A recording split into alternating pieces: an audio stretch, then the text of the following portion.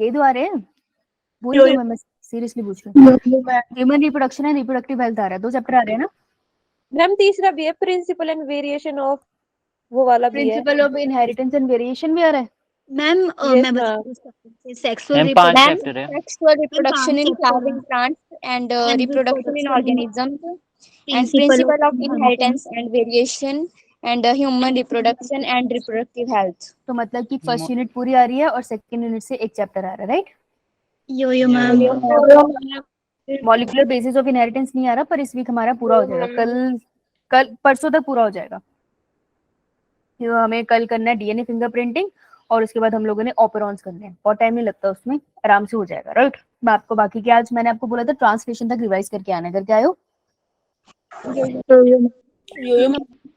मैंने इसलिए बोला था क्योंकि हम उसके क्वेश्चंस लगाएंगे, राइट, ट्रांसलेशन तक के क्वेश्चंस लगाएंगे हम, जो हमारे पास यहाँ पे पड़े थे, तो हम वो क्वेश्चंस लगाएंगे और आज हम लोग ह्यूमन जीनोम प्रोजेक्ट की तरफ चलेंगे, correct.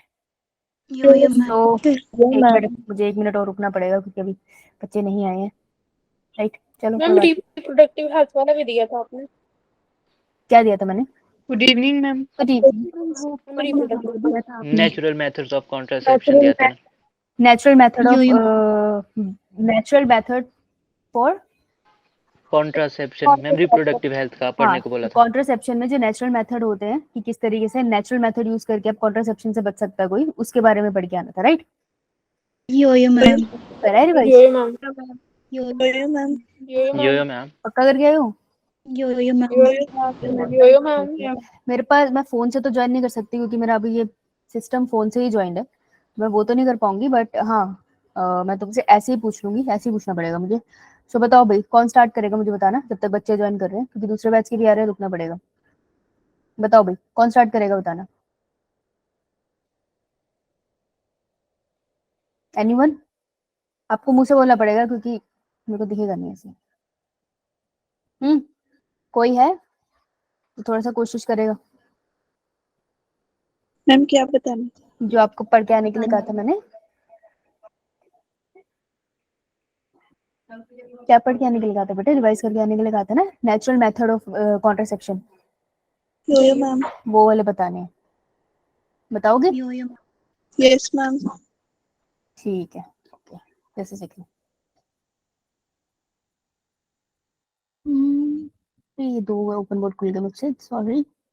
Alright, so let's say, अरे वाह, नमिता आप पल्लवी, आज पल्लवी बताएगी। पल्लवी पढ़ के आई हो?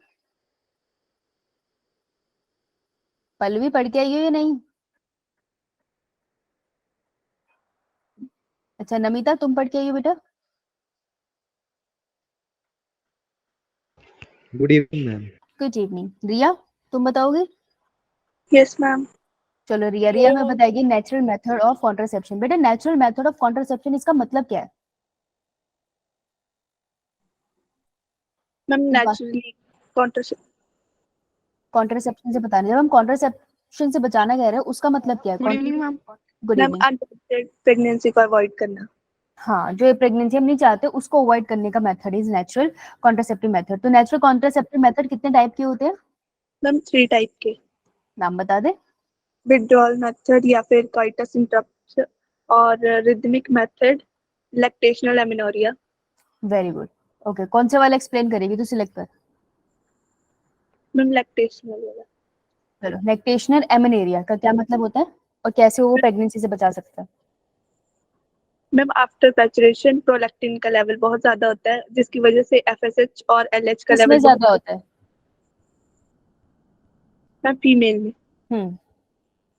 जिसकी वजह से एफएसएच और एलएच का लेवल बहुत कम होता है मैम, और ये अप टू 6 मंथ्स ही इफेक्टिव होता है। फेलियर रेट इसका हाई है और साइड इफेक्ट नहीं होते। हाँ, फेलियर रेट इसका हाई क्यों है? मैम क्योंकि ये 6 मंथ्स तक की हमें इफेक्टिव एक्चुअली पता नहीं चलता, कि हो सकता है ना 6 मंथ से पहले इफेक्टिवनेस खत्म हो जाए, तो हमें पता नहीं चलेगा। तो फेलियर रेट इसका काफी ज्यादा हाई है। लैक्टेशनल एमेनेरिया है कि जब तक मदर बच्चे को दूध पिलाती रहेगी, इसलिए वर्ड आया लैक्टेशन, कि बच्चे को जब तक मदर दूध पिलाती रहेगी और 6 मंथ्स तक तो पिलाएंगी डिलीवरी के बाद, तब तक प्रोलैक्टिन का लेवल बॉडी में बहुत ज्यादा है। रिया, प्रोलैक्टिन कौन सीक्रेट करता है बॉडी में फीमेल की? पिट्यूटरी या हाइपोथैलेमस? हाइपोथैलेमस। बेटा पिट्यूटरी करता है ना secrete. Anterior posterior? Anterior. Anterior करता है, ठीक है। तो उसका लेवल जब तक हाई होता है तब वो एफएसएच और एलएच का लेवल नीचे रखता है। जब तक वो उनका लेवल नीचे रखता है ना तो फीमेल के ओवरी के अंदर एग नहीं बन पाता, तो नई प्रेगनेंसी नहीं हो सकती, ठीक है। तो जब भी ऐसे रिवाइज करो ना दिया, तो पीछे से थोड़ा सा देख लिया करो। जब तूने प्रोलैक्टिन बोला तो दिमाग में ना ऐसे सोचना है, प्रोलैक्टिन ठीक है, प्रोलैक्टिन का लेवल हाई है, प्रोलैक्टिन कहाँ से आया। तो जब पीछे देखोगे तुम्हें नोट्स में दिख जाएगा कि यार प्रोलैक्टिन कहाँ से आया, वो एंटीरियर पिट्यूटरी से आया, क्योंकि वो बनाता है। तो ऐसे धीरे धीरे ना तुम्हें और अच्छे से याद होना स्टार्ट होगा, समझी? यो Okay? मैम। ऐसे बहुत अच्छा बोला तुमने, गुड। ओके, उसके बाद मुझे बताएगा एक सेकेंड, उसके बाद मुझे बताएंगी Preeti Sandhu. Yes ma'am. Preeti Sandhu, next method बताओ कोई। Ma'am rhythmic method. Rhythmic method में कैसे बचाते हैं कॉन्ट्रासेप्शन से? मैम रिदमिक मेथड मतलब हम उसको बोलते हैं कि पीरियड मैथ के नाम से भी जानते हैं। उसमें हमें मतलब कि मतलब पीरियड्स के 14 डे, जैसे कि 13, 14, 15 में अगर हम सेक्स मतलब करेंगे तो उसमें प्रेगनेंसी के चांसेस बहुत ज्यादा होते हैं। क्यों ऐसे क्यों होता है, ज्यादा क्यों होता है बेटा? मैम क्योंकि उस वक्त एग रिलीज होता है फीमेल की बॉडी में। हाँ, वेरी गुड। जो 14th day of menstrual cycle में जो फीमेल ऐसे नहीं, महीने की 14 तारीख उसका मेंस्ट्रुअल पीरियड उसे करना पड़ेगा मैथ। तो 14th डे जो मेंस्ट्रुअल साइकिल का होगा फीमेल का, उस स्टेट के आसपास वो सेक्स अवॉइड करेगी, क्योंकि उस टाइम पे 14 डे पे एग रिलीज होता है, जिसे हम कहते हैं रिलीज ऑफ ओव्यूलेशन। तो ओव्यूलेशन के टाइम पे सेक्स को अवॉइड किया जाएगा, तो उस टाइम पे वो प्रेगनेंसी से बच सकते हैं। गुड बेटा, शाबाश। ओके, नेक्स्ट मुझे बताएगा राशि। राशि, एक मेथड समझाओ, मैम फर्स्ट वाला ना, विड्रॉल मेथड। विड्रॉल मेथड समझाओ। एट द टाइम ऑफ मतलब स्पर्म इजैकुलेशन, व्हेन उसमें पेनिस आएगा तो हम उसको मतलब वजाइना से बाहर निकाल देंगे टाइम टू टाइम, ताकि पीनस रिलीज ना हो उसकी मतलब वजाइना में। तो बेसिकली जो पीने से सीमन निकलता है, सीमन के अंदर स्पर्म होते हैं और सिक्रीटरी ग्लैंड्स जो होते हैं मेल के पास, सिक्रीटरी, राइट, सेक्स ग्लैंड्स। तो वो 3 ग्लैंड्स के नाम क्या थे हर्ष? सेमिनल वेसिकल, बल्बोयूरेथ्रल ग्लैंड और प्रोस्टेट। 2 पेयर्ड होते हैं और एक अनपेयर्ड होता है, वो अनपेयर्ड वाले का नाम क्या है? प्रोस्टेट। बेटा पीछे नहीं बोलते ऋषि। हाँ, प्रोस्टेट, राइट। तो वो सीमन जो निकलता है मेल के पीनस से, उसमें स्पर्म भी होते हैं और हार्मोन भी होते हैं। वो फीमेल के वजाइना से सर्विस की तरफ जाता है और फिर जाके अंदर पेनिट्रेशन, स्पर्म जाके एग के साथ फ्यूज हो सकता है। तो क्वाइटस इंटरप्टस में क्या होता है? क्वाइटस इंटरप्टस में होता है कि क्वाइटस के टाइम पे ड्यूरिंग सेक्स जैसे ही सीमन रिलीज करने वाला होता है तो मेल को सेंसेशन हो जाती है, तो मेल अपने पीनस को विड्रॉ कर लेगा, तो जितना सीमन है फीमेल की बॉडी से बाहर गिरेगा, अंदर नहीं गिरेगा, तो फर्टिलाइजेशन के चांसेस कम हो जाते हैं। पर ये बहुत अच्छा मेथड नहीं है, क्योंकि थोड़ा बहुत सीमन गिर सकता है, वो पता भी नहीं चलेगा, राइट। तो इसके भी फेलियर रेट ज्यादा है। लास्ट मेथड मुझे समझाएगी शीतल। मैम पीरियोडिक एब्सिस्टेंस वाला। कौन सा बचा है? आई थिंक हो गए सारे। तीनों हो गए। तीनों हो गए। तीनों हो गए। हाँ, तीनों हो गए, नीचे कर लो हाथ। गुड, मुझे अच्छा लगा तुम लोग इतने सारे पढ़ के आए हो, शाबाश। यानी रिवाइज करके आए हो। तो कल कौन सा पार्ट करके आओगे? कल तुम करके आओगे पूरा चैप्टर। Barrier barrier method. कल तुम करके आओगे बैरियर मेथड और टिल्स, ठीक है। Yo ma'am. Barrier Yeah. Method और टिल्स करे, डोपो बेड़ा वगैरह सारी करके आना, ठीक है। Yo ma'am. ठीक है, तो आज हम कोशिश करेंगे कि हम कवर कर पाए ह्यूमन जीनोम प्रोजेक्ट को, राइट। तो ट्रांसलेशन कल हमारा खत्म हो गया था, ठीक है। तो अब हम ह्यूमन जीनोम प्रोजेक्ट करेंगे और आपको ट्रांसलेशन तक रिवाइज करने के लिए मैंने कहा था ना, तो फिर हम उसके आज क्वेश्चन लगाएंगे। लेट्स सी किसने रिवाइज किया। तो आप लोगों को मेरी स्क्रीन दिख रही है? No No. मैम। चलो अच्छा, देखो अगर थोड़ा थोड़ा रिवाइज करोगे, इस बार टेस्ट में आप लोगों के नंबर कम आए हैं कंपैरेटिवली पिछली बार के।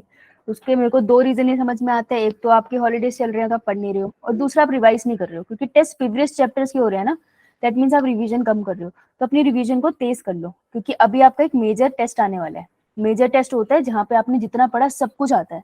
तो जब मेजर टेस्ट होता है ना, तो वो सिर्फ आपकी स्टेट में नहीं होता, वो आपके बैचेस में नहीं होगा, सिर्फ हिमाचल के बैच में नहीं होगा, वो पूरे इंडिया के सारे अवंती के बैच में होगा। मतलब आपका रिजल्ट पूरे अवंती के सारे स्टूडेंट से कंपेयर होके आएगा। तो कोई केरला में बैठा है उससे लेकर कोई राजस्थान में बैठा है उस तक, समझ रहे हो। तो वो आपको बताता है कि जब आप नीट का पेपर दोगे तो आपका इन सबसे कंपटीशन है, तो आप कहाँ लाई करते हो। देखो जो जो चीटिंग करके आने वाले हैं उनको तो मैं कुछ नहीं कह सकती, वो आपकी चॉइस है ना, मैं समझा चुकी हूँ। लेकिन जो एक्चुअल में देखना चाहते हैं कि मैं मेहनत कर रही हूँ या मैं मेहनत कर रहा हूँ, मैं कहाँ पर स्टैंड करता हूँ, तो आपको ये पेपर बहुत मदद करेगा। लेकिन उस पेपर की तैयारी एक हफ्ते में नहीं होगी, आपको हर हफ्ते करनी पड़ेगी। तो इस हफ्ते आपके पास अच्छी अपॉर्चुनिटी है। ह्यूमन रिप्रोडक्शन और रिप्रोडक्टिव हेल्थ आपका चैप्टर रहता था, रिप्रोडक्टिव हेल्थ हमने रिवाइज नहीं किया था, तो उसको क्विकली रिवाइज कर लो। और फिर आप अपना जो जेनेटिक्स वाला पार्ट है उसमें जो चीजें आपकी रह जाती है हर बार, अब उसको कवर कर लो। तो आपके पास अच्छी अपॉर्चुनिटी है बार बार इसे रिवाइज करने की मेजर टेस्ट से पहले, ताकि जब वो टेस्ट आए तो आपको पता चले कि आपके पढ़ने के बाद आपके मार्क्स कहाँ आते हैं।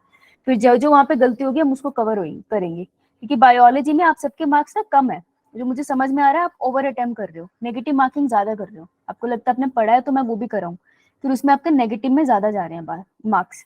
अभी तो टेस्ट है, तुम प्रिपेयर करो, दैट इज फाइन, पर नेगेटिव में मार्क्स ना कभी भी 2 डिजिट में नहीं आने चाहिए। 10, 11, 12 ये 2 डिजिट्स है। नेगेटिव में marks maximum to maximum 1 digit में आने चाहिए। 9 अगर आ गया ना वो भी बहुत ज्यादा है, पर चलो 1 डिजिट है। 8 आ गया नेगेटिव में, 7 आ गया, बेटर रहता है 5 से कम रहे, 5, 4, 3, 2, 1, 0 हो जाए तो बहुत ही बढ़िया। तो चलो हम थोड़ा ह्यूमनली बात करते हैं कि जनरली हो जाती है गलती। सो ट्राई आपकी नेगेटिव मार्किंग कम करो और प्रीवियस रिवाइज करते रहो, ठीक है। तो आपके जो मार्क्स गिरे हैं वो मुझे लगता है इसीलिए गिरे हैं कि आपने रिवाइज नहीं किया और आपके नेगेटिव थोड़ा वो ओवर कॉन्फिडेंस में ज्यादा अटेम्प्ट हो रहा है। तो इस संडे हम कोशिश करेंगे, हम सबका ये टारगेट रहेगा कि हम अपने नेगेटिव मार्किंग को सिंगल डिजिट में ले आए, ठीक है। अगर आपकी बहुत ज्यादा नेगेटिव मार्किंग है, किसी बच्चे की 17 नेगेटिव मार्किंग भी है, किसी की 24 भी है, तो वो बच्चा ट्राई करे कि मेरी एटलीस्ट 9 आ जाए, तो वो बहुत ध्यान से पेपर करेगा। और ये तभी हो पाएगा जब वो रिवाइज करेगा। तो हम सिंगल डिजिट में लाने के लिए क्या करेंगे, बहुत ध्यान से पढ़ेंगे, केयरफुल रहेंगे, जिसको नहीं आता छोड़ देंगे, और दूसरा हम लोग रिवीजन करके जाएंगे। तो आपको नए टॉपिक पढ़ने से ज्यादा ध्यान रिवीजन पे देना है, ठीक है। नया टॉपिक हम साथ में पढ़ रहे हैं, बस उसको एनसीईआरटी से उतना रिवाइज कर लो, एक ही तो टॉपिक हो पाता है क्लास में, तो उसको उतना ही रिवाइज करो, उस पर ज्यादा मत जाओ। पुराने को बार बार रिवाइज करते रहो ताकि आपको उसकी आदत हो जाए, ठीक है। तो इस दोनों चीजों पे आपने इस संडे टेस्ट के लिए ध्यान देना है, क्लियर। यो मैम। चलो, अब ह्यूमन जीनोम प्रोजेक्ट क्या क्या मतलब है। देखो, ह्यूमन का मतलब है दे टॉकिंग अबाउट अस, हमारी बात ही हो रही है। जीनोम का क्या मतलब होता है, set of chromosome in genes haploid cell. Genes बेटा देख, क्रोमोसोम बोला ना मैंने, नेक्स्ट ठीक है। अगर मैंने बेटा क्रोमोसोम बोला, बताया होगा आपको हिमांशु सर ने कि जो क्रोमोसोम होता है वो किससे बना होता है, किसी से नहीं बना होता, डीएनए से तो बना होता है ना, है ना। डीएनए के दो, हाँ, डीएनए की कंडेंस फॉर्म होती है और इसमें हिस्टोन प्रोटीन भी लगा था, राइट। तो ये कंडेंस फॉर्म ही है। और डीएनए भी किससे मिलके बना हुआ है, बहुत सारे न्यूक्लियोटाइड से, और बहुत सारे न्यूक्लियोटाइड टुगेदर एक जीन कहलाते हैं, है ना। तो क्रोमोसोम बड़ी टर्म हो गई, जीन उससे थोड़ी छोटी टर्म हो गई। तो जीनोम क्या है, जीनोम बड़ी टर्म है, इन सबसे बड़ी टर्म है। तो सारे के सारे क्रोमोसोम को एक साथ रख दो एक हैप्लॉइड सेट में। हैप्लॉइड सेट का मतलब है, I am talking about the sex cells. Human के केस में सेक्स सेल्स ही तो होते हैं ना, जिसमें n नंबर ऑफ क्रोमोसोम होते हैं। तो n नंबर ऑफ क्रोमोसोम अगर मैं एक साथ एक जगह पे रख दे, ये मेरी पेट्री डिश है, मैंने एक साथ सारे n नंबर ऑफ क्रोमोसोम रख दिए, तो मैं इस पूरे बंडल को बोलूंगी that this is a genome. Let's say हमने ये जीनोम रख दिया है शीतल का, ठीक है। तो this is a genome of Sheetal, सिर्फ उसके हैप्लॉइड सेल के अंदर इतने सारे क्रोमोसोम मिलेंगे, समझ आया। नीट का क्वेश्चन है, ये तंग करता है, ये नीट का क्वेश्चन है, तंग करता है, याद रखना हैप्लॉइड सेट है, 2n मत कर देना, ओके। मैम एलोसोम की बात हो रही है यहाँ पे, मतलब एलोसोम की बात हो रही है हैप्लॉइड में। एलोसोम सेक्सोम सारे क्रोमोसोम्स की हो रही है बेटा, मैम। सारे क्रोमोसोम की हो रही है, बस एक सेट ऑफ क्रोमोसोम की हो रही है। ऐसे समझ ले कि मेल के केस में अगर मैं बोलूं जीनोम क्या है, तो मेल के केस में जो स्पर्म है, तो स्पर्म के हेड के पास क्या पड़ा हुआ है, न्यूक्लियस पड़ा है ना। तो इस न्यूक्लियस के अंदर जितना सारा जेनेटिक मटेरियल पड़ा है ना, क्रोमोसोम पड़ा है, उसको मैं बोलूंगी जीनोम, समझ आया। यो मैम आगे समझ। ठीक है, चल। अब ह्यूमन जीनोम प्रोजेक्ट क्या है, हाँ बेटा डाउट है किसी को। गुड इवनिंग लेखराज, बेटा ह्यूमन जीनोम प्रोजेक्ट कर रहे हैं, ठीक है। सॉरी मैं फोन से ज्वाइन नहीं कर सकती, इंटरनेट नहीं है इतना, ओके। सो अब ह्यूमन जीनोम प्रोजेक्ट क्या है। ह्यूमन जीनोम प्रोजेक्ट का पर्पस ये था कि देखो, हमें बीमारियां है, किसी को फैमिली से बीमारियां आ रही है ना, किसी के बहुत पुराने रिश्तेदार के अंदर देखा गया था डायबिटीज होती है, आगे बच्चों में दिखाई दे रही है, या क्रोमोसोम के लेवल पे कोई भी डिफॉर्मिटी हो जाती है तो वो पास होने लग जाती है। तो जो भी बीमारी है जीन के लेवल पे हो रही है, तो कुछ मतलब न्यूक्लियोटाइड के लेवल पे हो रही है, उसको आइडेंटिफाई करने के लिए हमें पता भी तो होना चाहिए ना जीन क्या है, हमें ये भी तो पता होना चाहिए वो कहाँ लोकेटेड है। फॉर एग्जाम्पल मेरे को इलाज मिल गया है, मेरे को मिल गया है कि मैं डायबिटीज को ठीक कर सकती हूँ, ठीक है, तो मैं क्रोमोसोम लेवल पे जाके पहले ढूंढू तो सही कि कौन से जीन में म्यूटेशन हुई थी, डायबिटीज हुई थी, तभी तो मैं उसको ठीक कर पाऊंगी ना। सो ह्यूमन जीनोम प्रोजेक्ट का मतलब क्या था कि आप जितने भी क्रोमोसोम हैं एक ह्यूमन के अंदर, एक इंडिविजुअल के निकालो और उस सबको स्टडी कर लो और सारे क्रोमोसोम की इंफॉर्मेशन ले लो। अब मुझे बताओ कितने क्रोमोसोम है अपने पास एक सेल के अंदर? 23 पेयर्स। 23 का पेयर है ना। हम ये हैप्लॉइड कर रहे हैं ना, जीनोम प्रोजेक्ट है तो हैप्लॉइड कर रहे हैं, ठीक है, तो हम कहते हैं 23 क्रोमोसोम है, ये क्रोमोसोम नंबर 1 है, ये क्रोमोसोम नंबर 2 है, ये क्रोमोसोम नंबर 3 है, साइज धीरे धीरे छोटा होता जाता है, क्रोमोसोम नंबर 4 है। ह्यूमन जीनोम प्रोजेक्ट क्या चाहता है कि यहाँ पे मैं लास्ट वाला बता रही हूँ, ठीक है, ये एक्स और वाई आ गया। ह्यूमन जीनोम प्रोजेक्ट ने क्या किया कि एक क्रोमोसोम के ऊपर कितने जीन है सबकी इंफॉर्मेशन लगा ली, 2 क्रोमोसोम के ऊपर कितने जीन है, एक्स और वाई क्रोमोसोम पे कितने जीन है, ये सारी इंफॉर्मेशन निकालने का जो बड़ा सा प्रोजेक्ट था उसको कहते हैं ह्यूमन जीनोम प्रोजेक्ट। पर्पस समझ में आया? यो मैम। यो मैम। सबके सीक्वेंस आइडेंटिफाई करनी है उसको, किसमें कहाँ कौन सा न्यूक्लियोटाइड लगा सब पता करना है उसको, ठीक है, this is human genome project. अब ये इन्फॉर्मेशन पे क्वेश्चन आता है, तो इन्फॉर्मेशन बहुत इंपॉर्टेंट है। तो ये कब लॉन्च हुआ था? ह्यूमन जीनोम प्रोजेक्ट हुआ था स्टार्ट 1990 में। तो मुझे बताओ 1990 में और कौन सा एक बहुत इंपॉर्टेंट डिस्कवरी हुई थी, रीडिस्कवरी हुई थी किसी के काम की? हिंट है, किसी काम की रीडिस्कवरी हुई थी, 3 स्कॉलर्स ने उनका काम रीडिस्कवर किया था 1990 में। Gregor John Mendel. John Mendel. Yes Mendel का काम रीडिस्कवर हुआ था 1990 में, राइट। तो आपके एनसीईआरटी में लिखा है, तो यहाँ से 2 डेट याद रखना है कि 1990 में 2 बढ़िया चीजें हुई, एक ह्यूमन जीनोम प्रोजेक्ट हुआ और दूसरा मेंडल का काम भी रीडिस्कवर हुआ, राइट। यो मैम। नाउ ड्यूरेशन इसकी थी, एक्सपेक्टेड थी कि ये 13 साल में खत्म हो जाएगा, मतलब कब तक खत्म हो जाएगा? 1990 में हुआ तो 2003। 2003। एक सेकंड, एक मिनट,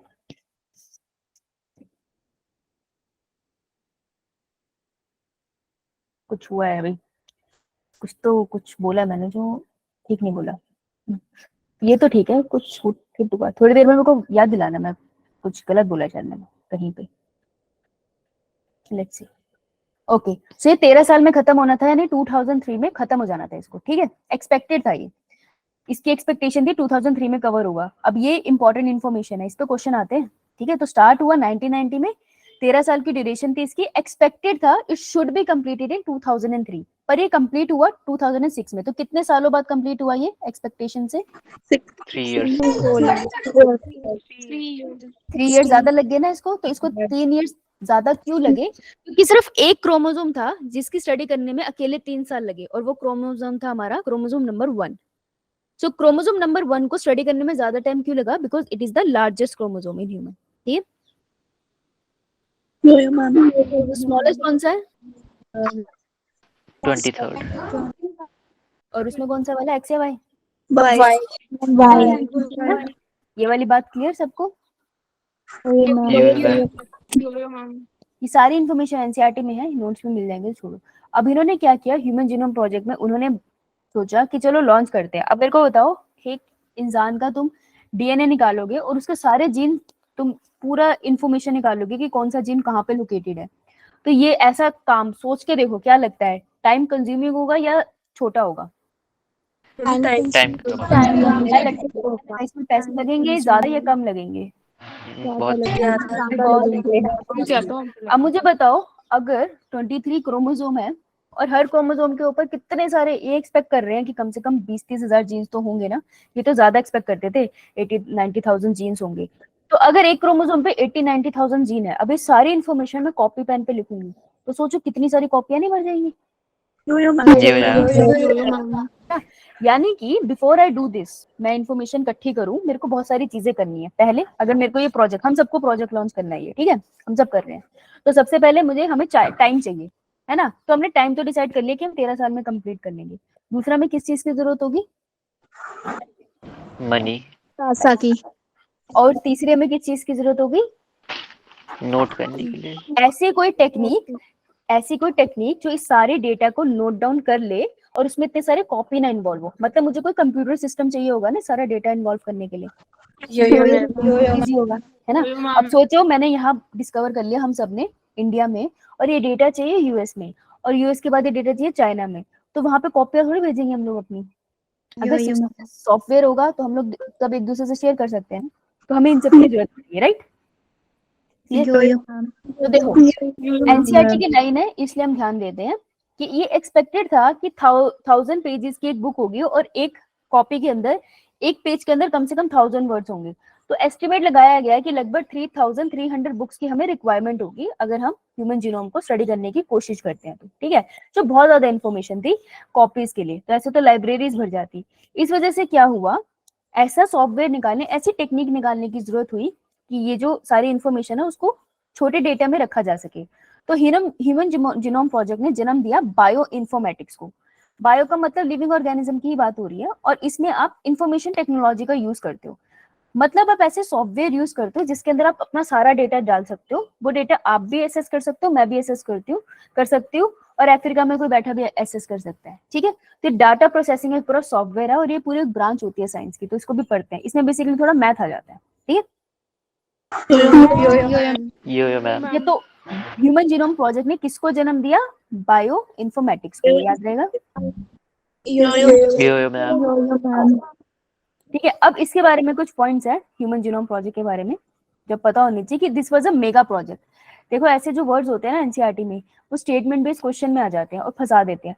तो ये मेगा प्रोजेक्ट था, बहुत बड़ा प्रोजेक्ट था ये। तुमको सोचो, किसी ने डिसाइड किया है वो ह्यूमन के क्रोमोसोम को पूरा खोल देगा, ये कितनी बड़ी बात है, कितना बड़ा प्रोजेक्ट होगा ना ये। अब estimated base pairs in human genome आप कितना एक्सपेक्ट करते हो? तो इसका डेटा आपको दिया हुआ है, अब याद रखना 3 × 10⁹ बेस पेयर। जब मैंने बोला बेस पेयर, इसका मतलब क्या है, मैं क्या बोल रही हूँ? बेस पेयर में मैं ये बोल रही हूँ कि adenine, thymine, guanine, cytosine individually बात कर रही हूँ, या फिर मैं बात कर रही हूँ ए और टी का bond, this is base pair, bonded. हाँ। तो इस फॉर्म में बेस्ड जो पेयर के फॉर्म में पड़े हैं वो कितने हैं ह्यूमन जीनोम में? एक इंसान के ह्यूमन जीनोम में, एक सेल के अंदर 3 × 10⁻⁹ बेस पेयर। मतलब मेरी बॉडी में, मैं सिंपल बोलूँ ना, तो मेरी बॉडी में, मेरी ओवरी में जो एक एग है, उस एग के अंदर कितने होंगे? 3 × 10⁻⁹ बेस पेयर, ठीक है। ये डाइप्लॉइड नहीं है, इसके नीचे हैप्लॉइड लिख रही हूँ मैं, याद रखना। अगर मुझे डाइप्लॉइड करना होगा तो मुझे किससे इंटू करना पड़ेगा? 2। बस 2 से इंटू कर देना, राइट। ध्यान रखना इस चीज का, इससे खेला जा सकता है। अब ये किसने स्टार्ट किया था? Project was started by US department of energy and national institute of health. इन्होंने मिलकर स्टार्ट किया, लेकिन उनको रियलाइज हो गया कि इसमें बहुत सारे पैसे की, टेक्नोलॉजी की और बहुत सारे लेबर की जरूरत है। अगर मेरे को इतना सारा स्टडी करना है, मैं अकेले कर लूंगी? अगर हम सब टीम की तरह करें तो ज्यादा बेहतर नहीं है? हम आधे लोगों ने क्रोमोसोम नंबर 1 पे काम किया है, आधे 2 पे कर रहे हैं, तो ज्यादा अच्छा होगा ना। तो वॉलंटियर करने के लिए कौन आए? वॉलंटियर करने के लिए आए वो 2 कंट्रीज जो एक दूसरे से काफी लड़ाई झगड़ा कर लेती है, that is Japan and China, है ना। जापान एंड चाइना, और वो 2 कंट्री जिनकी लैंग्वेज हमें बिल्कुल समझ नहीं आती लेकिन बहुत खूबसूरत है, that is Germany and France, right. France से तुमको कुछ याद आया? कोई मेडिसिन करी थी हमने कल, कॉन्ट्रासेप्टिव पढ़ के आओगे ना, याद दिलाना। मैं आज से फ्रांस के बारे में पूछूंगी। आईफिल टावर से रिलेटेड था हाँ, याद आएगा तुझे, है ना। ठीक है। और Wellcome Trust is nothing but community जो उनको फंडिंग प्रोवाइड कर रही थी। तो आपसे नीट में ये पूछ सकते हैं किन किन के नाम इसमें इन्वॉल्व है, राइट। अब हम कर रहे हैं एसजीपी का गोल क्या था, कि क्या पर्पस था इसका, कि ये प्रोजेक्ट हुआ ही क्यों, तब उसके गोल के बारे में पढ़ेंगे, और एनसीईआरटी में जितना है उतना डेटा पढ़ेंगे। अगर आपको एक्स्ट्रा पढ़ना है किसी हेल्प बुक से आप पढ़ो, लेकिन एनसीईआरटी वाला पहले याद कर लेना क्योंकि यही भूल जाता है। ओके, यो मैम। अब मेरे को एक बार बता दो, किसी को कोई डाउट है तो रेज योर हैंड, नहीं तो मैं आगे चलूं। No ma'am. ये तो थम्स अप कर दो ताकि मुझे पता चल जाए। बच्चे तो आ गए हमारे सारे। प्रीति, मैम रमिता। जो आपने बताया था कि मतलब कि पैटी डिश में बताया था कि हैप्लोइड क्रोमोसोम पड़े हैं, उसमें अलग अलग हैप्लोइड क्रोमोसोम पड़े होंगे। हाँ बेटा, जैसे फॉर एग्जांपल प्रीति इमेजिन कर ले मेरी बॉडी में ओवरी से एग रिट्राइव हो रहा है, ठीक है। तो मेरी बॉडी में जो ओवरी के अंदर एग है, एग के अंदर जो क्रोमोसोम है वो तो n नंबर ऑफ क्रोमोसोम है ना, एक ही कॉपी है। तो मेरे पास मतलब मेरी एग के अंदर क्रोमोसोम नंबर 1 है, एक ही कॉपी है, एक ही क्रोमोसोम है। क्रोमोसोम नंबर 2 है, तो एक्स और वाई क्रोमोसोम भी है ना, तो सारे क्रोमोसोम है मेरे पास, ma'am sorry X X, right. तो वो सबकी एक एक कॉपी पड़ी होगी, सब डिफरेंट डिफरेंट होंगी, ठीक है। मैम समझ आ गया ना।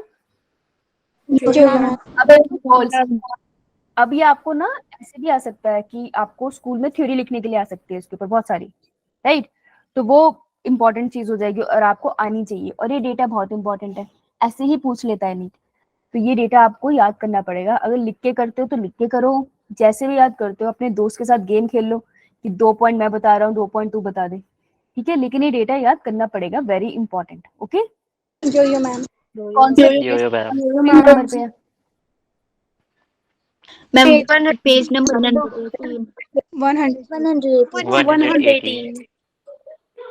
118। इससे एक क्वेश्चन आ सकता है ह्यूमन जीनोम प्रोजेक्ट से, या एक क्वेश्चन डीएनए फिंगरप्रिंटिंग से आ सकता है। इन दोनों टेक्निक से एक क्वेश्चन के चांसेस होते हैं। चलो गोल समझते हैं, आ जाओ। Some of the important goals of HGP Human Genome Project were as follow: identify all the approximately 20 to 25,000 genes in human DNA. इन्होंने अप्रोक्सीमेट लगाया था कि 20 से 25,000 जीन है ह्यूमन डीएनए के अंदर, मतलब एक डीएनए के अंदर इतने सारे जीन्स होते हैं। जीन समझते हो ना, sequence of nucleotide, different different length की। तो इन्होंने हिसाब लगाया 20 से 25,000 जीन्स हो सकते हैं, ठीक है। काउंट कर लें, 1000 है, गलती हो जाती है इसमें। पहला पॉइंट तो ये चाहते थे हम सबको आइडेंटिफाई कर ले। दूसरा, determine the sequences of the 3 billion chemical base pairs that make up the DNA. इन्होंने कहा कि लगभग 3 बिलियन केमिकल बेस पेयर्स है ना, adenine, thymine, guanine and cytosine, क्योंकि ये डीएनए की बात हो रही है, आरएनए की नहीं, तो हमारे पास थाइमिन ही आएगा। तो कह रहे हैं लगभग 3 बिलियन जो बेस पेयर है ना, इनकी हमें इसके बारे में क्या करना है, इनकी सीक्वेंसेस जाननी है, कैसे अरेंज है, कैसे अरेंज है। ए टी पड़ा है कहीं पे, कहीं ए टी सी पड़ा है, तो मुझे सारा जानना है ये कैसे पड़ा है, ठीक है। तो इनकी सीक्वेंसेस जानना चाहिए। दूसरा जब वो सब कुछ जान गए, पहला स्टेप क्या था, जानना ना डीएनए के स्ट्रक्चर को। कहते दूसरा जब हम ये सब जान गए ना, कौन सा जीन कहाँ पड़ा है और क्या सीक्वेंस है उसकी, हमें कुछ ऐसा चाहिए कि ये सारी इंफॉर्मेशन को स्टोर कर सके। So store this information in databases. ये भी तो गोल था ना ह्यूमन जीनोम प्रोजेक्ट का, बायोइन्फॉर्मेटिक्स तभी आया यहाँ पे, right. Tools for data analysis. मैंने डेटा तो स्टोर कर लिया, मेरे पास एक सॉफ्टवेयर है जिसके अंदर सारे क्रोमोसोम की डिटेल है, लेकिन मेरे को उसको एनालाइज करने के लिए भी तो टूल चाहिए ना। मैं हर किसी पे जाकर तो एनालाइज नहीं करूंगी। फॉर एग्जांपल मेरा क्रोमोसोम नंबर 1 है, मेरे को किसी और, मेरा क्रोमोसोम नंबर 1 की डिटेल है मेरे पास, नॉर्मल जीन की। अब मेरे को कोई इंडिविजुअल मिला है जिसको कोई बीमारी है, हमें ऐसा लगता है कि क्रोमोसोम 1 पे कोई गड़बड़ है इसलिए बीमारी है, तो मैंने उसका भी डीएनए निकाल लिया। अब मैं उसके डीएनए की सीक्वेंस क्रोमोसोम नंबर 1 के सामने रखूंगी बीमारी वाले की, और ये नॉर्मल वाले की यहाँ रखूंगी। तो मेरे पास कोई सॉफ्टवेयर होना चाहिए ना ये करने के लिए, फिजिकली ऐसा तो नहीं है ना मैं किसी के डीएनए सामने रख लूं। तो मेरे पास टूल्स होने चाहिए for data analysis, right. Yes ma'am. अगर मैं शॉर्ट में लिखूं तो मैं ऐसे लिख सकती हूँ, डेटा स्टोर करने के टूल भी चाहिए मुझे, और स्टोर डेटा को एनालिसिस ऑफ स्टोर डेटा भी चाहिए हमें, इसके भी टूल चाहिए, राइट।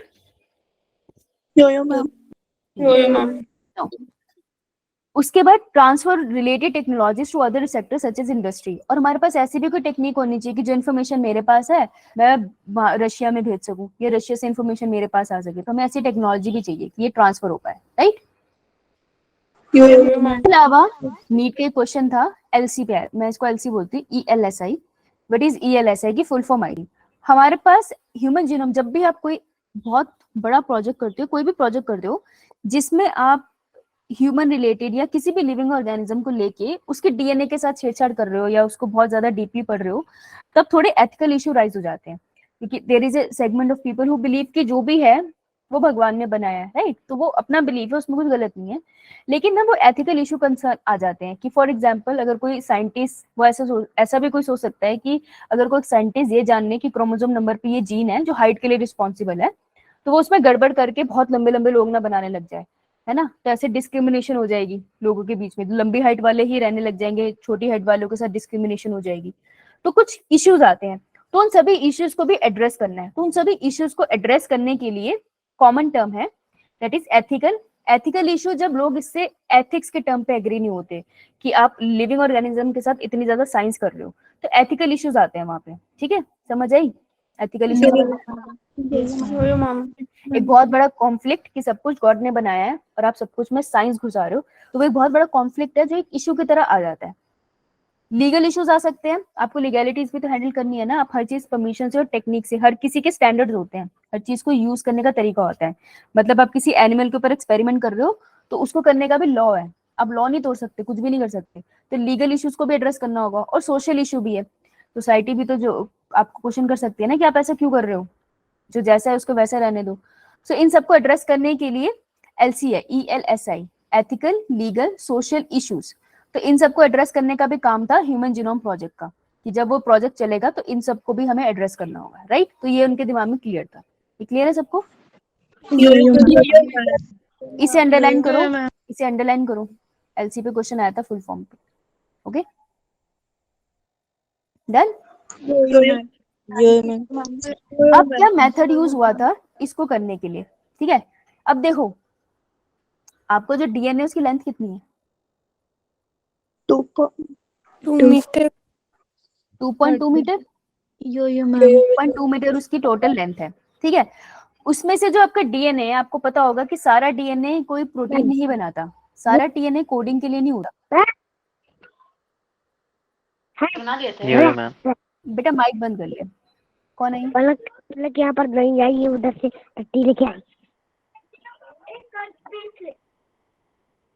चलो, सो आपको पता है कि सारा डीएनए प्रोटीन को कोट नहीं करता, तो कितना डीएनए करता है? तो टोटल डीएनए में से अगर मैं बोलूं,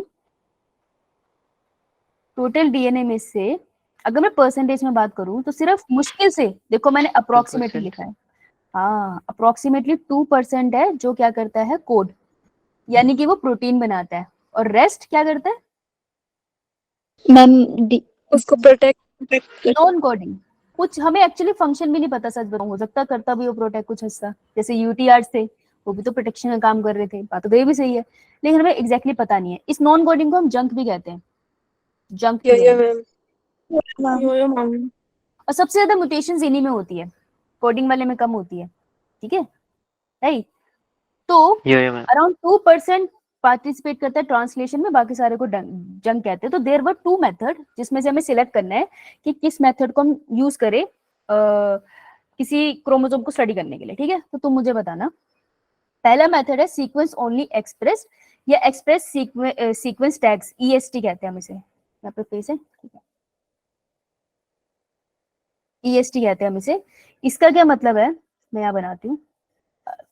देखो जितने वियर्ड नाम है ना उतना ही सिंपल है, क्योंकि तुम ट्रांसलेशन करके आए हो। बड़े नाम से सुनना, तुम मुझे खुद बता दोगे। ये मैंने बनाया डीएनए, जब ट्रांसक्रिप्शन होती है तो कोई पर्टिकुलर सेगमेंट खुलता है डीएनए का, सही बात है? Yo ma'am. उस पर्टिकुलर सेगमेंट को देख के एक एमआरएनए बन जाता है। Yo ma'am. यानी कि अगर मैं इसको अंडरलाइन कर दूं तो सिर्फ इतने से पार्ट है जिसने एमआरएनए बनाया, है ना? यो मैम।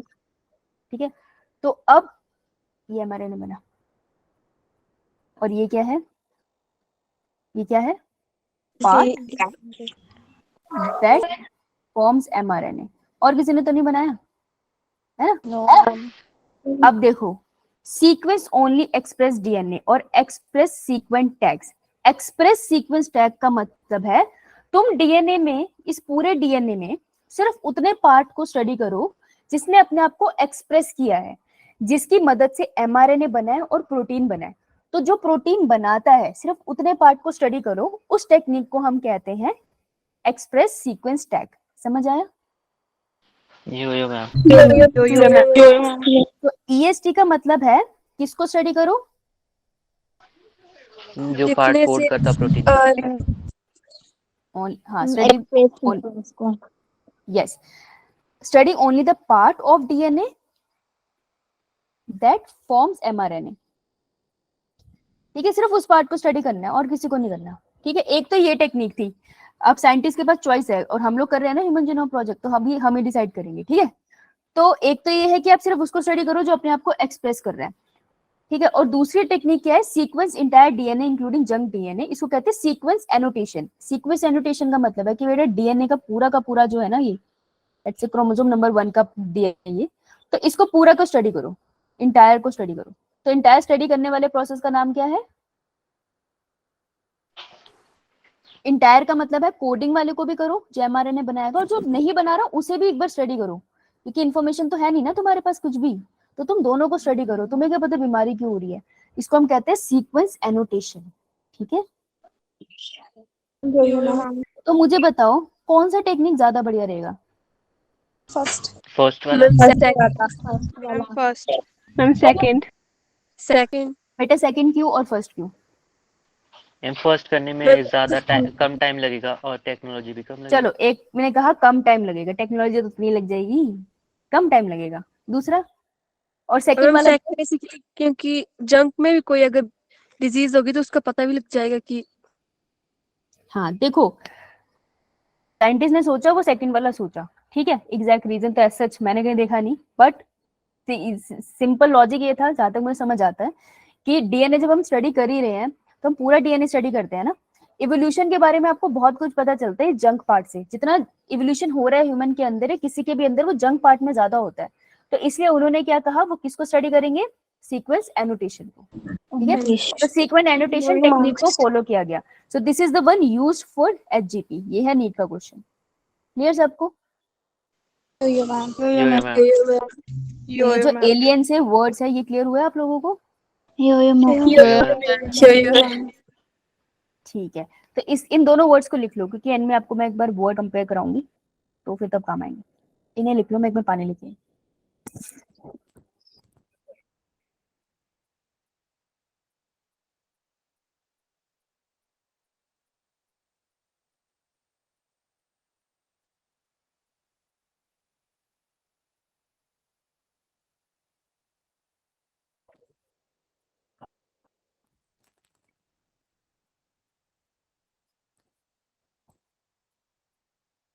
नीट में ना इसकी फुल फॉर्म पे सीधा क्वेश्चन आ जाता है, EST स्टैंड फॉर व्हाट, और ये एनसीईआरटी में मेंशन। हाँ बोल बोल बोल, पूछ।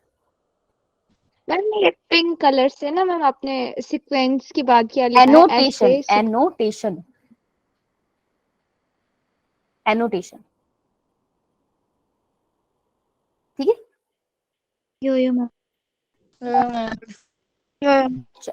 चले आगे। तो ये जीत गया, विनर है हमारा।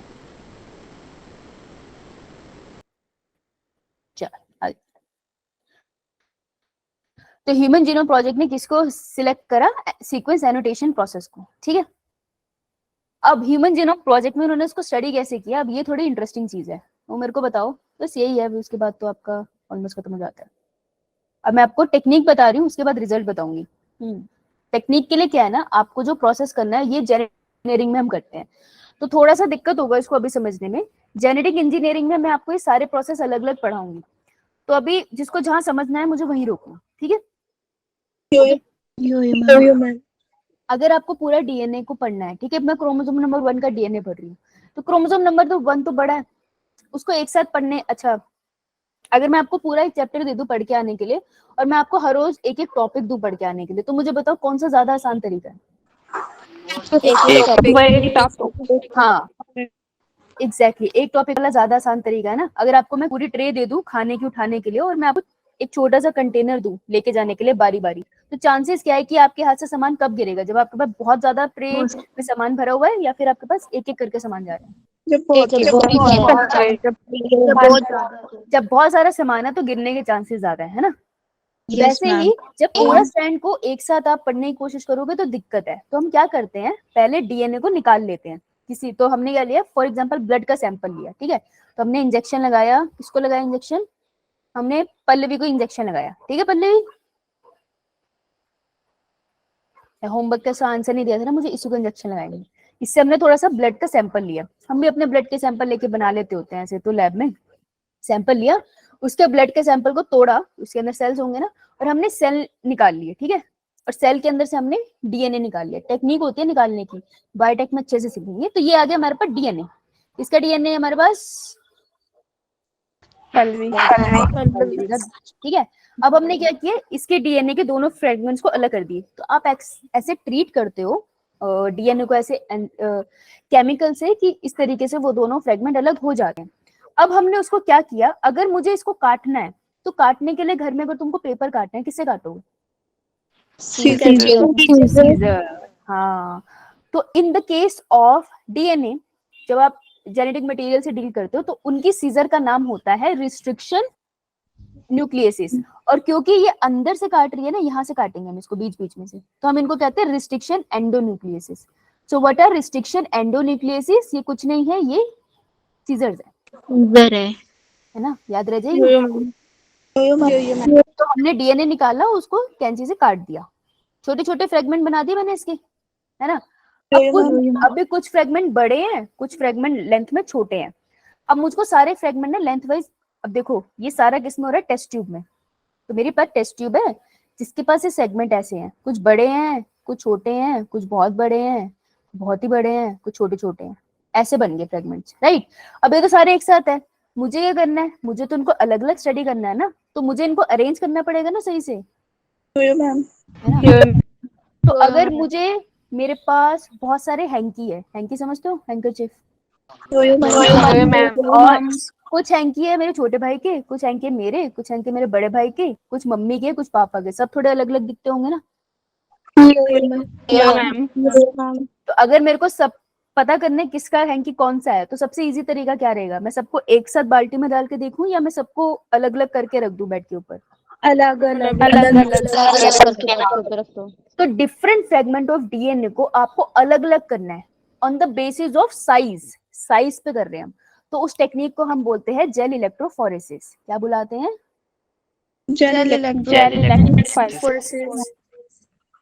तो जेल इलेक्ट्रोफोरेसिस एक टेक्निक है जो मैं आपको बायोटेक में कराऊंगी, यहाँ टेक्निक नहीं कराऊंगी, तो खत्म नहीं होगा ये, उसकी जरूरत भी नहीं है यहाँ पे।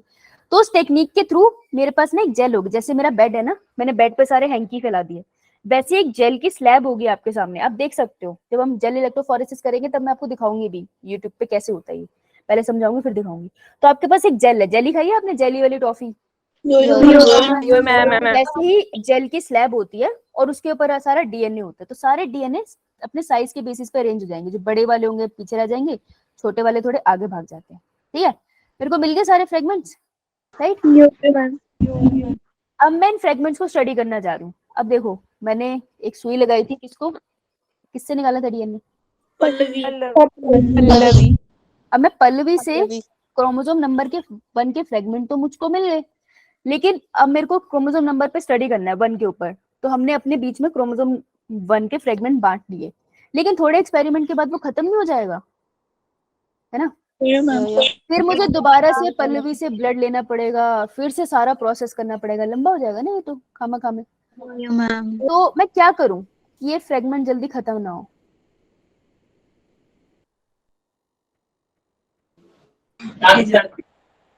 मैम उसे स्टोर करके रख सकते हैं।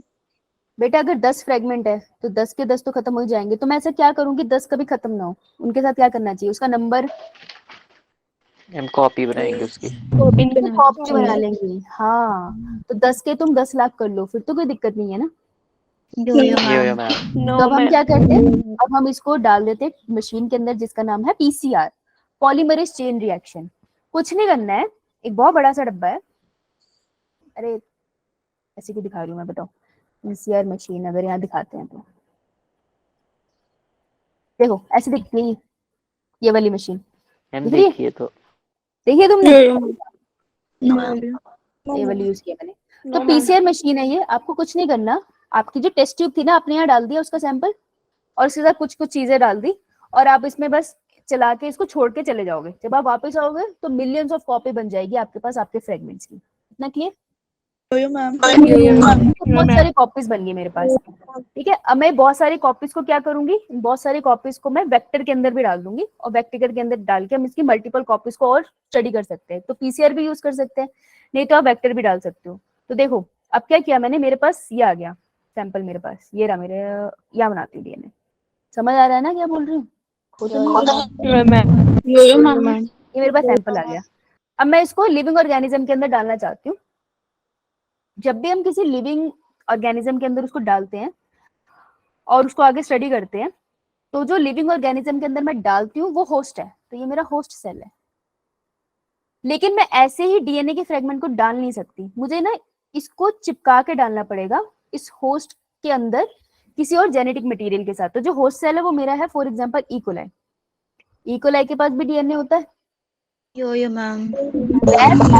लैब में एक ऐसा ही इकोलाई का डीएनए ले लेंगे, तुमको पता सर्कुलर होता है। Yo ma'am. तो ये सर्कुलर डीएनए है। मैं सिंपल डीएनए के फ्रेगमेंट ऐसे नहीं डाल सकती, मेरे को इस सर्कुलर डीएनए के अंदर उसे अटैच करना है। तो अगर मैं चाहती हूँ कि ये जो मेरा रेड वाला फ्रेगमेंट है, ये वाला फ्रेगमेंट ये येलो वाले डीएनए के साथ, ये बैक्टीरिया का डीएनए है, ठीक है, और ये मेरा ह्यूमन का डीएनए, पल्लवी का डीएनए। तो अगर मैं चाहती हूँ कि ये इसमें अटैच हो जाए, उसके लिए क्या करना पड़ेगा, क्या लगता है कैसे अटैच होगा? हम सर्कुलर डीएनए को ओपन करेंगे पहले। हाँ वेरी गुड। तो जिस कैंची से बेटा तूने पीछे काटा था ना डीएनए को, इसी कैंची को पीछे लेके आ और इसी कैंची से इसे काट दे और उसका एक फ्रेगमेंट निकाल ले, ठीक है। और अभी जो छोटा सा रेड वाला फ्रेगमेंट है ना, इसको यहाँ डाल दे। अब लग गया? यो मैम। है ना, रिकॉम्बिनेंट डीएनए कहते हैं हम इसको। चलो नाम छोड़ो। तो ये मेरा डिजायर्ड डीएनए है, मैंने डाल दिया होस्ट के अंदर। होस्ट अप्पा ले सकते हैं दो, ठीक है, एक हो सकता है हमारा बैक्टीरिया और एक हमारा हो सकता है यीस्ट। तो यूज करते हैं इस टेक्निक में। हम कर रहे हैं कौन सा, एचजीपी का प्रोसेस समझ रहे हैं। ह्यूमन जीनोम प्रोजेक्ट में हर क्रोमोसोम के साथ ऐसा हुआ है।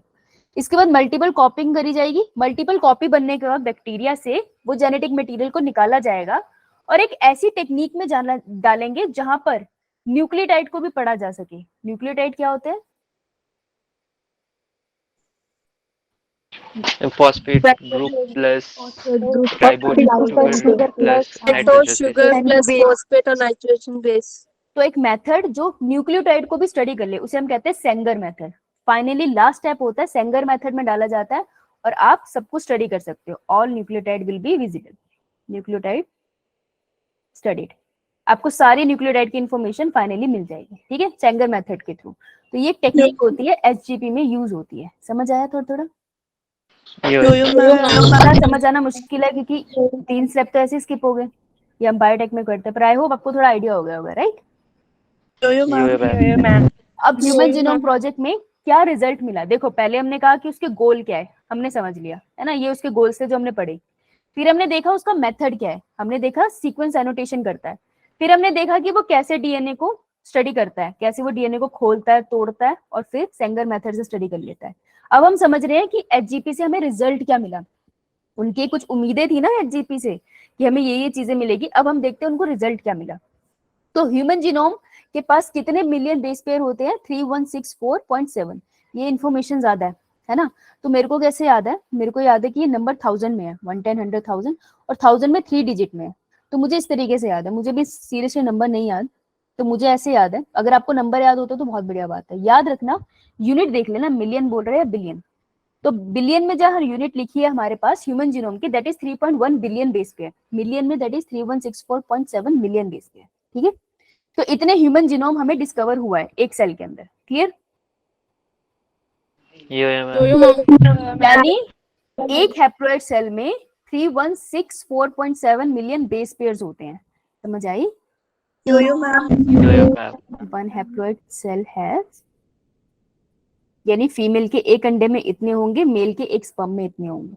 Second, the average gene consist of 3000 base pair but size vary greatly with the largest known human gene is dystrophin at 2.5 million base pair। ठीक है, तो क्या कहना चाह रहे हैं कि एवरेज जीन, कोई भी एक जीन है, अगर एक जीन है उसमें कितने लगभग बेसिस हो सकते हैं? तो अप्रोक्सीमेटली 3000 बेसिस हो सकते हैं, ठीक है।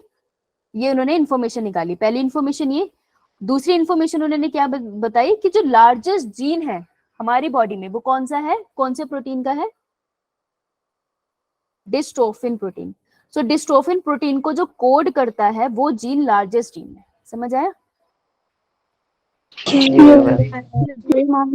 और ये कितने बेस पेयर से बना है? 2.4 मिलियन बेस पेयर से। तो ये एक्स क्रोमोसोम के ऊपर होता है, ये एक्स क्रोमोसोम के ऊपर होता है हमारा लार्जेस्ट जीन बॉडी का, ठीक है। Yo ma'am. ये डेटा है, ये याद करना पड़ेगा आपको। जो हमारे सेल में साइटोस्केलेटन होता है ना, उसके अंदर ये प्रोटीन मिलता है। तो ये जो ऐसे ना हमारे स्किन का जो ये साइटोस्केलेटन है जिसने सारे सेल्स को एक शेप दे के रखी है, वो इस डिस्ट्रोफिन की वजह से। अगर ये ना हो तो फिर तो बहुत दिक्कत हो जाएगी, या मेल्ट हो सकते हैं, ठीक है। Now the total number of gene is estimated, estimate था कि 30,000 के करीब जीन होगी। सॉरी प्रीवियसली एस्टिमेटेड था कि 80,000 से 1 लाख तक की जीन होगी, पर एक्चुअल में एचजीपी ने बताया कि 30,000 तक की जीन डिस्कवर हुई है। तो ह्यूमन जीनोम में मतलब एक हैप्लॉइड सेल में लगभग 30,000 जीन्स एग्जिस्ट करती हैं, ठीक है। Yo ma'am. Almost all 99.9% nucleotide bases are exactly same in all people, ठीक है। तो हर किसी के अंदर लगभग 99.9% बेसिस सेम होते हैं। तो हम एक दूसरे से कितने परसेंट डिफरेंट है? सिर्फ 0.1। यही डिफरेंसेस है हमारे बीच में, right. The function are unknown for over 50% of the discovered gene. जितने हमने डिस्कवर कर लिए ना, कितने जीन डिस्कवर कर लिए? 30,000। अराउंड 30,000। हाँ, अराउंड 30,000 हमने डिस्कवर करे, उसमें से भी लगभग 50% का हमें अभी तक फंक्शन नहीं पता, उनका फंक्शन अननोन है, ठीक है। उस पर रिसर्च चलती रहती है, ओके।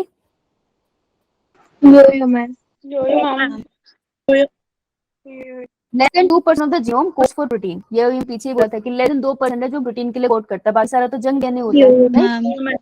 तो ये जो जंक डीएनए होता है ना, ये भी कमाल का होता है। देखो ये जो है कोड कर रहा है, तो ये तो मेरा कोडिंग वाला हो गया, ये मेरा कोड कर रहा है, फिर बीच में जंक आ रहा है, फिर ये कोड कर रहा है, फिर बीच में जंक आ रहा है। तो ये जो जंक डीएनए है ना, इसमें ऐसा भी होता है कि बहुत ज्यादा रेपिटेशन ऑफ सीक्वेंस होती है। फॉर एग्जाम्पल जैसे ATGC, थोड़े टाइम के बाद फिर से ATGC दिख रहा है मुझे, थोड़े टाइम के बाद फिर से ATGC दिख रहा है मुझे। तो आपको ना जंक डीएनए में बहुत ज्यादा रेपिटेटिव सीक्वेंसेस देखने को मिलेगी, ठीक है। तो ये बात यहाँ लिखी है, रेपिटेटिव सीक्वेंसेस जैसे ये ATGC है make a very large portion of the human genome. इसका क्या मतलब है? जैसे मान लो ये है मेरा डीएनए, ठीक है। तो मेरे डीएनए में तुमको ये रेपिटेटिव सीक्वेंस कितनी बार दिखी? ATGC 3। तो मेरे में तुम्हें ATGC 3 टाइम्स दिखा, राइट। अब हमने क्या किया? हमने बना लिया हर्ष का, ठीक है हर्ष। तो हर्ष और मैं तो सिमिलर तो है ही है ना हम सारे, तो हर्ष के केस में भी ATGC दिखेगा, लेकिन सीक्वेंस की रेपिटेशन अलग होती है। इसके बारे में तुमको कितना दिख गया? 2 टाइम्स। तो इसमें आपको 2 टाइम्स दिखा। तो ये हम दोनों के बीच में डिफरेंस है, समझ आया? तो आपको बहुत रेपिटेशन मिलेगी, 200-300 बार ये रिपीट होते हैं, करते कुछ नहीं है, बस पढ़े हैं, क्योंकि जंक डीएनए ना, कुछ करता तो है नहीं, राइट। जंक डीएनए का पार्ट है, okay. Repetitive sequences are the stretch of DNA sequences that are repeated many times। अब समझ सकते हैं ना कि repetitive sequences एक स्ट्रेच है डीएनए का, एक छोटा सा पार्ट है डीएनए का जो बार बार रिपीट हो रहा है, कभी कभार 1000 टाइम भी रिपीट हो जाता है, ठीक है।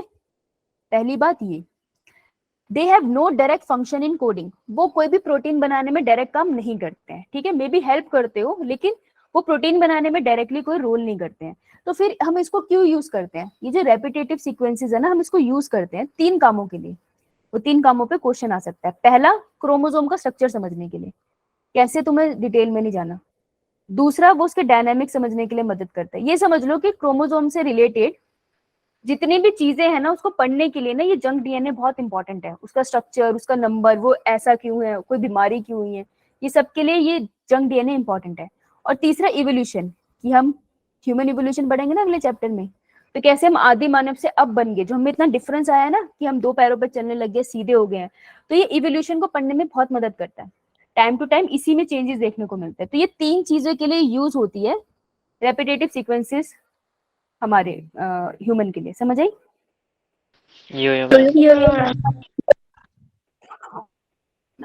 Chromosome 1 has the most gene. Chromosome 1 में सबसे ज्यादा जीन है 2000, मुझे 2000 से याद है, और Y में सबसे कम जीन है, दैट इज 2। तो दोनों का नंबर 2 है, याद रख लेना, इतना तो याद हो जाएगा। 2 3 1 तो इजी है क्योंकि ये रिवर्स चलता है ना, 3 2 1, तो ये वाला याद हो जाता है। थोड़ा सा इसमें कंफ्यूजन हो जाता है, क्रोमोसोम नंबर 1 पे, तो याद रखना 2000 के अराउंड नंबर था। Okay, scientists have identified about 1.4 million location where single base pair differences occur in human, है ना बेटा? अच्छा, पहले मुझे बताओ किसी को कोई डाउट अभी तक? No ma'am. No ma'am. अगर एकदम से क्लास बंद हो जाए ना तो समझ जाना ये बैटरी डेड है मेरी, ठीक है? मैम। चलो अच्छा है, बच्चे आ गए थे, नहीं तो दिक्कत हो जाती है ना। यो मैम। अब मैं तुमको एक चीज बताती हूँ, जो रेपिटेटिव सीक्वेंसेस होती है ना, हम उसको अलग नाम से भी पढ़ते हैं, ठीक है? रेपिटेटिव सीक्वेंसेस को हम कह सकते हैं सैटेलाइट्स। सैटेलाइट्स वो छोटी छोटी सीक्वेंसेस होती है डीएनए की, जो कुछ कोड नहीं कर रही है पर जंग डीएनए साइड में पड़ी है। बात समझ आई?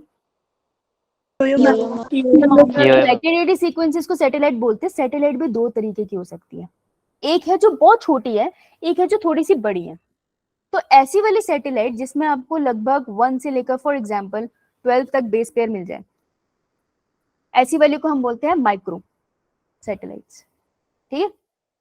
क्योंकि माइक्रोस्कोप सबसे छोटी चीजों को पढ़ता है ना, इसलिए माइक्रो याद रखना।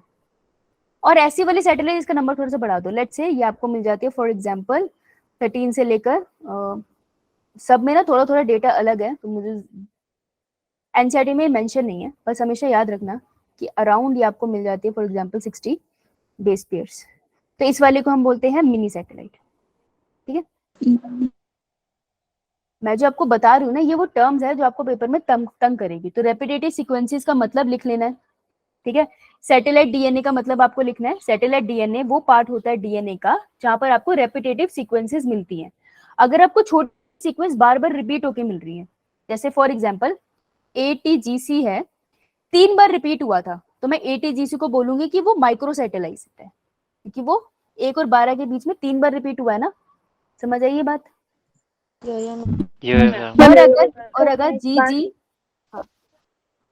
बेटे, ये पीछे बताया था ना मैंने यहाँ पे कि ATGC मेरे में 3 बार रिपीट हुआ है, मेरे डीएनए है ना? तो देख बेटा, अगर वो 3 बार रिपीट हुआ है यानी 1 और 12 के बीच में नंबर है ना, that means it is a micro satellite. तो ये जो 1 to 12 बेस पे लिखा है, इसका मतलब है वो कितनी बार रिपीट हो रहा है, ठीक है? तो कोई भी सीक्वेंस कितनी बार रिपीट होती है ना, वो यहाँ पे बेस पेयर के फॉर्म में लिखी जाती है, और इसी को हम बोलते हैं, चलो अगला टर्म नहीं बताती, इतना याद रखना। अगर मैं बोलूं GGC, ये सीक्वेंस मेरे जीनोम में 30 टाइम्स रिपीट होती है, तो मैं इसे क्या बोलूंगी? Micro satellite. क्लियर है? ठीक है। और माइक्रो एंड मिली सैटेलाइट में क्योंकि ये बार बार रिपीट हो रहे हैं, इनको रेपिटेटिव सीक्वेंस भी बोलते हैं और इनको एक और नाम से जानते हैं।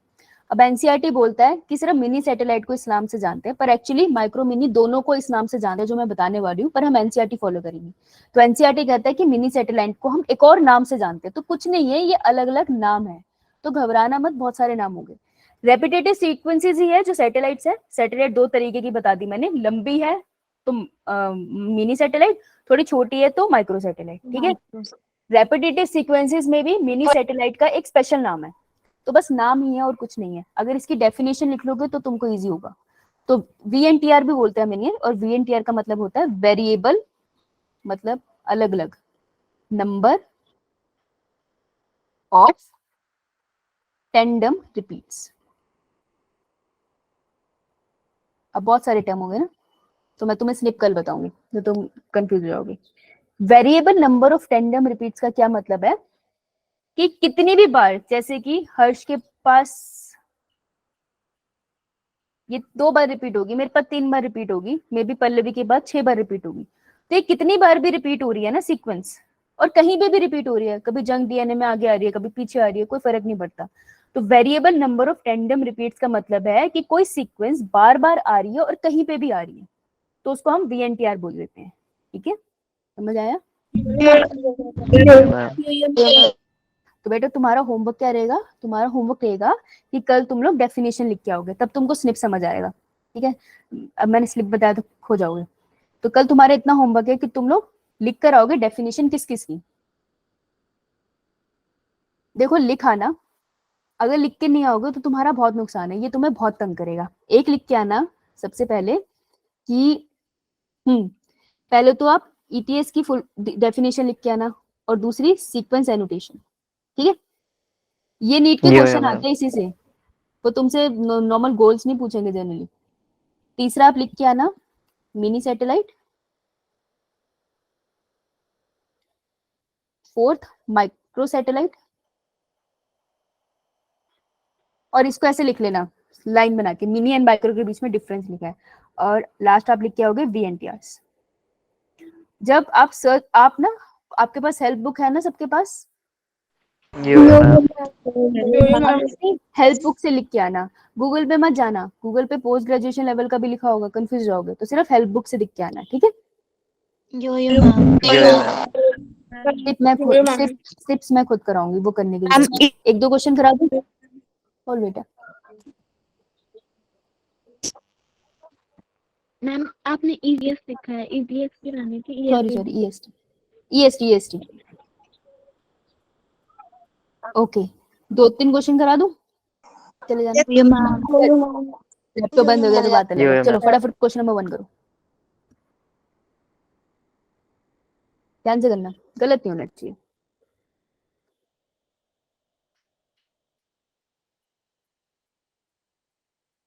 थर्टी सेकंड दूंगी, इससे ज्यादा टाइम नहीं है, बंद हो जाएगा ये।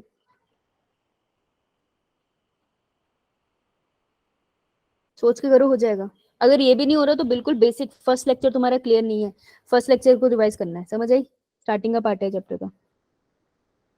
Purine are found both in DNA and RNA. Are purines पूछा उसने, तो प्यूरिन होते कौन कौन से हैं?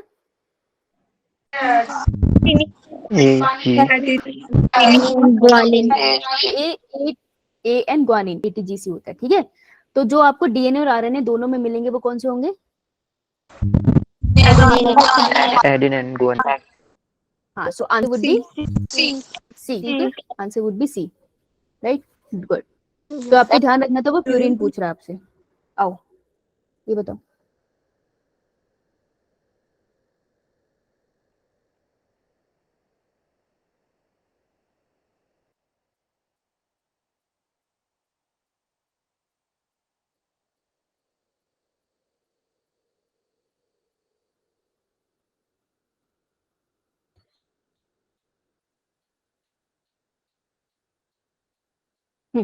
Which of the following statement is correct, आपको करेक्ट ढूंढनी है।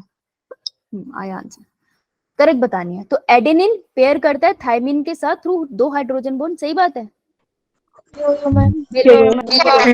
A statement is correct. Adenine pair with thymine with 1 hydrogen bond, 1 hydrogen bond से नहीं होता। थायमिन के साथ 3 हाइड्रोजन बॉन्ड से भी नहीं करता, वो तो ग्वानिन और साइटोसिन करता है ना। और यहाँ पे हाँ यही होगा, sorry, adenine does not pair with thymine, ये भी नहीं है, तो answer would be A, correct.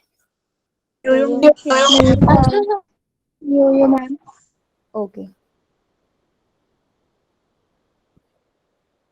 Try this one.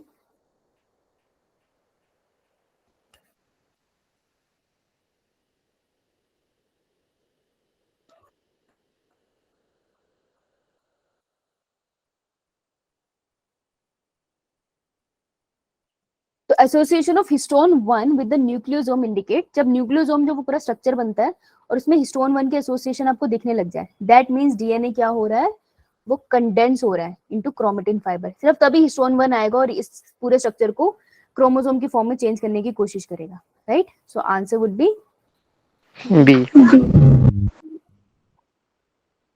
सी। कैसे नहीं, डीएनए रेप्लिकेशन इज अकरिंग, जब रेप्लिकेशन होगी तो कंडेंस थोड़ी होगा डीएनए, डीएनए खुलेगा। जब डीएनए डबल हेलिक्स एक्सपोज का क्या मतलब है, डीएनए डबल हेलिक्स को कंडेंस करने के टाइम पे ये मटेरियल आते हैं न्यूक्लियोसोम, ठीक है। हिस्टोन के, आपको याद है ना, ऑक्टामर बनता है और फिर हिस्टोन 1 लिंकर डीएनए पे होता है और ये सारे ऐसे क्रोमेटिन की चेन बनाते हैं। जी मैम। अगर ये आपको नहीं आता था तो ये आपकी पैकेजिंग ऑफ डीएनए में प्रॉब्लम है, ठीक है। ये कर लिया था हमने कल।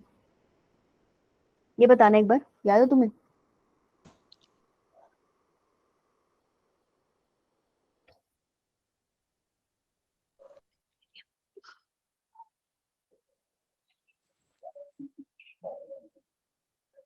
The experimental proof of semi-conservative replication of DNA was first shown by semi-conservative nature किसने शो करी थी of DNA।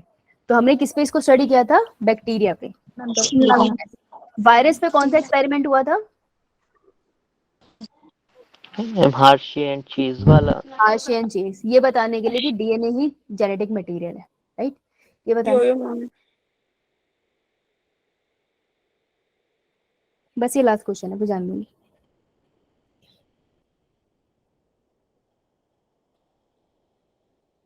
ये राइबोजाइम है, सॉरी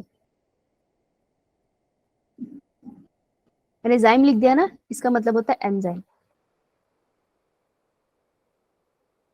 तो करेक्ट मैच आपको ढूंढना है, ओके आपको करेक्ट मैच ढूंढना है। तो राइबोजाइम न्यूक्लिक एसिड, राइबोजाइम का मतलब होता है जब राइबोसोम एक्ट एज एंजाइम। तो राइबोसोम क्या एंजाइम की तरह एक्ट करते हैं in the case of nucleic acid? कभी डीएनए आरएनए के साथ किया? ऐसे याद है एमआरएनए बनता था और उसके ऊपर राइबोसोम लगते थे और फिर वो क्या कराते थे, ट्रांसलेशन में मदद कराते थे ना। मैंने कहा था ना बड़ी unit act as an peptide bond formation में मदद करती है। तो राइबोसोम राइबोजाइम की तरह मदद करते हैं न्यूक्लिक एसिड में, ठीक है। ट्रांसलेशन में राइबोजाइम का बहुत बड़ा रोल होता है, वो एंजाइम की तरह खुद एक्ट करते हैं in the case of prokaryotes also. तो पहली स्टेटमेंट करेक्ट है। F2 generation into recessive trait, F2 generation को रिसेसिव ट्रेट करोगे तो उसको डाइहाइब्रिड क्रॉस कहोगे, ऐसा थोड़ी होता है। पेरेंट जनरेशन के 2 कैरेक्टर होने चाहिए, है ना, कोई भी 2 कैरेक्टर होने चाहिए पेरेंट जनरेशन को, उनको क्रॉस करके पहली जनरेशन आती है, फिर पहली जनरेशन से आप क्रॉस करा दो पहली जनरेशन को ही, तब F2 जनरेशन आती है। ये होता है डाइहाइब्रिड क्रॉस, पेरेंट जनरेशन में 2 कैरेक्टर दिखना। तो बी कैसे सही हो गया, ध्यान से देखो यार, समझ आया बात क्या करा तुमने? टीएच मॉर्गन ने ट्रांसडक्शन ही दिया था, मॉर्गन साहब ने तो रिकॉम्बिनेशन दिया था, मेंडल ने ट्रांसफॉर्मेशन की बात नहीं करी थी, right. So answer would be A. Clear? इसमें आपके पास 26 तक मैं भेज रही हूँ, तो कल आते ही हम लोगों आप पढ़ के आओगे नोट्स, जो मैंने आपको बोला उसके नोट्स बना के आना। कल हम लोग ह्यूमन जीनोम प्रोजेक्ट खत्म करेंगे और ये 26 क्वेश्चन खत्म करेंगे, ओके। तो होमवर्क करके आना, क्योंकि मैं टाइम वेस्ट नहीं करूंगी होमवर्क डिस्कस करने में, राइट।